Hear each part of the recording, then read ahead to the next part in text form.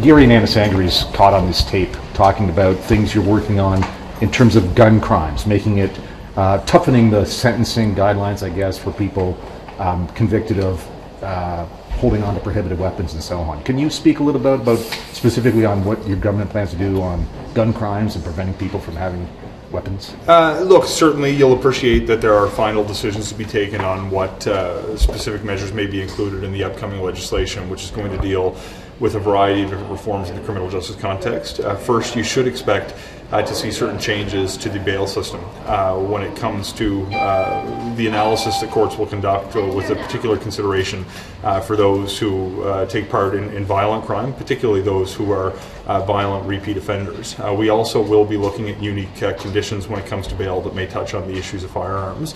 We are examining a range of different options when it comes to the severity of the penalties that criminals will face if convicted with gun crimes. We do owe a few conversations to complete the analysis with our partners in law enforcement as well as the provinces and territories. When those conversations are complete, we'll have a more fulsome picture that we'll be prepared to present publicly. Great. Before budget, you figure, or after, like this as a sort of marker there? Yeah, so we're anticipating that the legislation will be tabled in October, obviously with the date broadcast for the budget at November 4th. We should be out in front of the budget when it comes to the criminal justice reforms. Right on. Thank you. Thanks. Okay.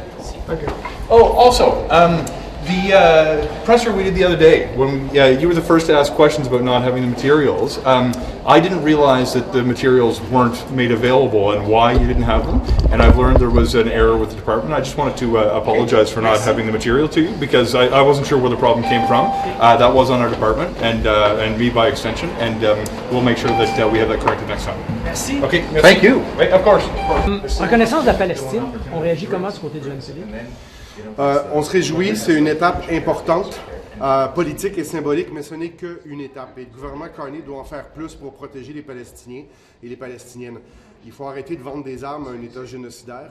Il faut des sanctions sévères, il faut faire des pressions commerciales. Donc, on salue le geste, il est à peu près temps, plus que temps, mais on s'attend qu'il y ait des conséquences et qu'il y ait des suites. Des suites qui n'ont pas vu le jour alors que vous faisiez pression avec un gouvernement Trudeau en place. Pourquoi vous avez l'impression qu'avec le gouvernement Carney, ça va changer? Bien, je pense qu'on a pris une position politique importante aux Nations Unies. Il faut être conséquent maintenant. Les libéraux ont dit qu'ils arrêtaient de vendre des armes à Israël. On sait que c'est faux. Et ils continuent à en vendre, notamment des composantes pour les F-35 américains qui sont envoyés là-bas et qui tuent des civils à tous les jours. Aujourd'hui encore, il y a eu des gens qui ont été tués. Donc, on va demander de la cohérence au gouvernement Carney parce qu'il doit avoir une perspective politique, un espoir pour les Palestiniens de pouvoir vivre en sécurité chez eux. Qu'est-ce que ça change aujourd'hui pour les gens qui vivent dans les territoires palestiniens que le Canada et d'autres pays les reconnaissent comme étant un État légitime? Ça change quoi? Demain matin, ça ne change rien. La famine qui sévit à Gaza continue, les tirs de sniper continuent, puis les bombardements continuent. Les gens sont tués encore tous les jours. Mais au moins, on vient d'envoyer le signal que oui, vous avez le droit à votre État. Il y a une perspective politique d'un espoir pour le peuple palestinien. Je pense que ça, c'est important, mais il faut que le gouvernement Carney en fasse plus et aille plus loin. Dernière question. Dans son communiqué cette fin de semaine, Pierre Poilievre disait que le gouvernement est en train de reconnaître l'État du Hamas. C'est sa citation dans son communiqué de presse. Vous pensez de quoi de cette utilisation des mots? Je pense qu'encore une fois, M. Poilievre fait preuve de son ignorance et sa mauvaise compréhension de la politique internationale. Le peuple palestinien, comme tous les peuples du monde, a le droit à l'autodétermination. En ce moment, ils sont victimes d'un génocide. C'est la moindre des choses de reconnaître leur État et reconnaître également leur ambassade ici à Ottawa. On n'est pas rendu là, par exemple. Oui, mais si on est cohérent et on reconnaît l'État palestinien, il faut offrir les outils diplomatiques de l'ambassadrice palestinienne ici à Ottawa. Et donc, vous êtes prêts, vous, du côté du NPD, à reprendre des relations diplomatiques et de les normaliser en ce moment-ci, même si c'est le Hamas qui est au pouvoir en ce moment? Normaliser les relations diplomatiques avec l'autorité palestinienne de Mahmoud Abbas. Merci. Can I ask you about guns? So I don't know if you saw this story, but the public safety minister, Gary Anandasangaree, had a conversation with a tenant. He's a landlord. He was speaking to a tenant. Okay. And this tenant secretly recorded the conversation. The tenant is a gun owner and is going to have to turn in some guns with the gun buyback program. And Minister Anandasangaree says, well, we have to do this because of Quebec. Quebec is, they want all these guns to be, they don't want guns on the streets. In your experience as a Montrealer and as a Quebecer, do you think Quebecers are all in favor of tighter gun controls to take guns off streets? You know, I represent a riding in Montreal. We all remember Polytechnic and the shooting of those women students at that time. Natalie Provost. Natalie Provost is here. So we want to be safe in Montreal and everywhere in Quebec. You know, hunters can have the right to have their guns, and then no problem in First Nations. But handguns are dangerous. We see that in the streets of Montreal, and we all want to work for the safety of our families and kids. Ouais, en français là-dessus, M. Boulerice. Je suis député de Montréal. On est tous marqués par la tragédie de Polytechnique, ces étudiantes qui avaient été tuées parce qu'elles étaient des femmes. On a de la violence dans les rues de Montréal avec des revolvers, malheureusement, depuis quelques années. Évidemment, on veut que nos quartiers, puis nos familles, puis nos enfants puissent vivre en sécurité. Donc, il ne faut pas avoir trop d'armes dans les rues, notamment les armes illégales qui arrivent par la frontière. Mais ceci étant dit, les chasseurs, les Premières Nations ont tout à fait le droit d'exercer leur sport, leur activité sans problème. Puis c'est pas à cause du Québec que ça s'est mis en place, vous pensez, comme le dit ou semble dire le ministre?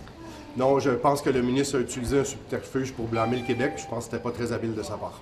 Merci. Ça fait plaisir. Reconnaissance de l'État de la Palestine, c'est une bonne chose, ça? Oui, c'est un pas dans la bonne direction. Un pas dans la bonne direction. Il faut en faire plus encore, évidemment, avec tous.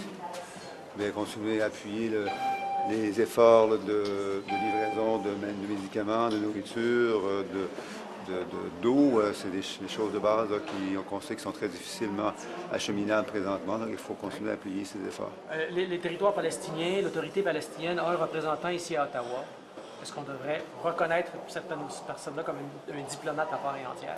Bien, il faut poser la question aux experts. Je pense que c'est à la ministre des Affaires étrangères qui revient à la fois l'expertise et la responsabilité de répondre à ce genre de questions. Merci, M. Duclos. Merci. Bonne journée.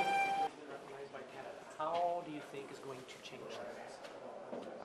Well, I had put out a statement on this issue when the Prime Minister first raised this a couple of months ago, and that statement would speak for itself.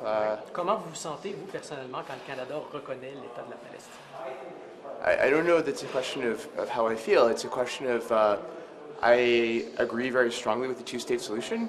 Where I don't agree with the government's approach is that I would have used all the tests the government is using for normalization on recognition. So I wouldn't have recognized the state with Hamas still in power, with the hostages still in tunnels under Gaza, and until Palestine is demilitarized and it has fair and free elections. And so I share the government's willingness and desire to be part of a two-state solution, but I would have done it in a different way. So the principle is not wrong, but the timing is. Is that what I understand? Yeah, we need a two-state solution, but I don't believe, again, that I would, if it were up to me, I wouldn't have recognized the state until all of the things the government is asking for in normalization would have happened. Okay. Est-ce que vous avez besoin de quelque chose en français? Oui, j'aurais aimé ça vous poser la même question Okay. en français. Pourquoi est-ce que vous faites une différence? En fait, qu'est-ce que ça change pour vous, le fait qu'on reconnaisse maintenant l'État de la Palestine sans avoir normalisé les relations? Mais c'est pas à moi de dire ça veut dire quoi, mais qu'est-ce que je vais dire, c'est que moi personnellement j'aurais utilisé les tests pour la normalisation, pour la reconnaissance. Donc j'aurais pas, je partage tout à fait les objectifs de la gouvernement d'avoir deux États qui vivent en paix ensemble. Mais si jusqu'à le temps que Hamas n'est pas au pouvoir et les otages sont en liberté, j'aurais pas reconnu l'État avant ça. Est-ce que c'est possible de reconnaître l'État sans reconnaître le gouvernement géré par le Hamas en ce moment?